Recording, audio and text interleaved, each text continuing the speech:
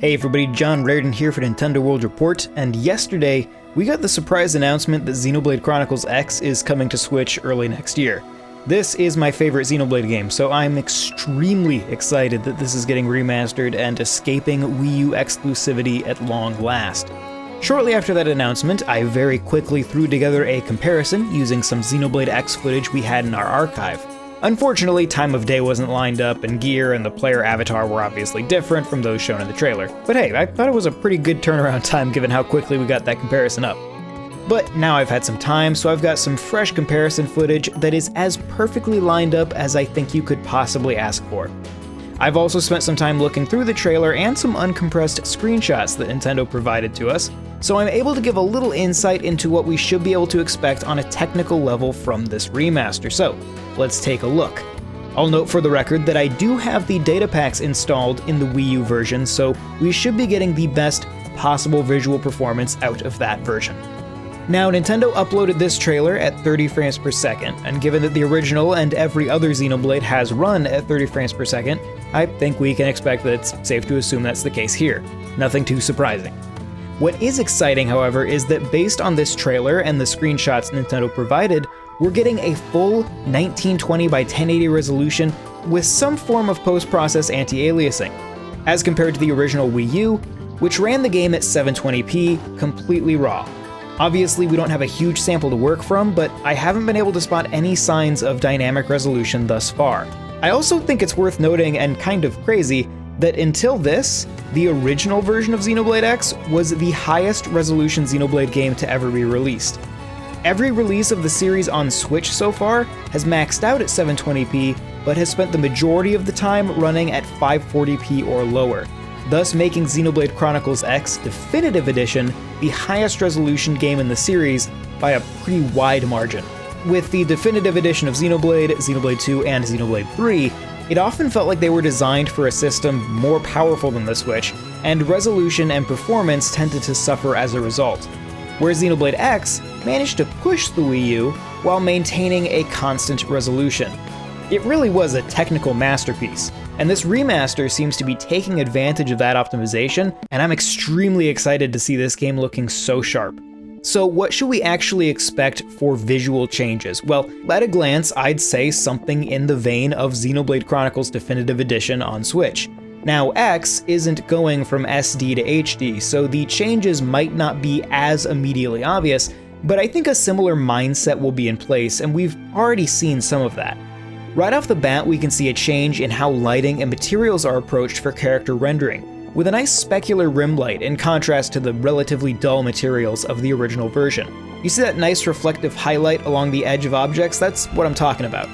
Of course, this naturally leads to us mentioning a very big change, which seems to be updates to character head meshes, while leaving a lot of the rest of the body pretty much the same, once again, similar to what they did in Xenoblade Chronicles Definitive Edition. The somewhat uncanny look of some of the characters in Xenoblade X has always been a topic of some debate. Personally, I've gotten so used to them at this point that now these new heads, while definitely better overall, caught me off guard.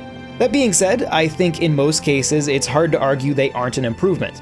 Elma is the one getting most of the attention and coverage, but just look at the player character.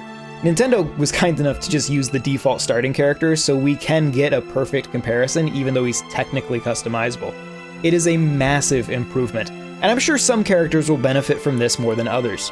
Elsewhere, we can see evidence of increases to texture resolution, such as this shot of the cat sitting under this table. The floor beneath the cat, the wall behind him, and the cat itself are all sporting noticeably higher resolution textures. Shadows are another area where we see evidence of improvement. Shadows in general appear to be higher resolution, and in some instances, such as this shot from the intro, shadows are being more realistically filtered, rather than the harsh, kind of stencil-looking shadows seen in the original game. One of my biggest remaining questions comes down to draw distance. This was arguably one of the greatest weaknesses of the original game, and I'd love to see it improved here. It's hard to spot much in this trailer. In general, when we see near camera pop in, it's like for like in both versions. However, there are spots here and there where we see very distant LODs do appear to be higher quality on Switch. Look here at the buildings in the administrative district. Notice the obvious difference in LODs for pretty much everything in the background of this scene. Or here in this shot, where the Wii U drops to a very low quality LOD while the Switch maintains a much higher resolution model. Finally, in this last shot of New LA, you'll notice that the trees in the residential district have been culled out completely in the Wii U version, but they're still present on Switch. We'll have to wait and see how far-reaching this is in actual gameplay, but this is an encouraging sign. Really, my only complaint thus far are little things, like bodies of water are still using cube-mapped reflections, where Xenoblade Chronicles Definitive Edition got full screen space reflections in line with Xenoblade 2 and 3.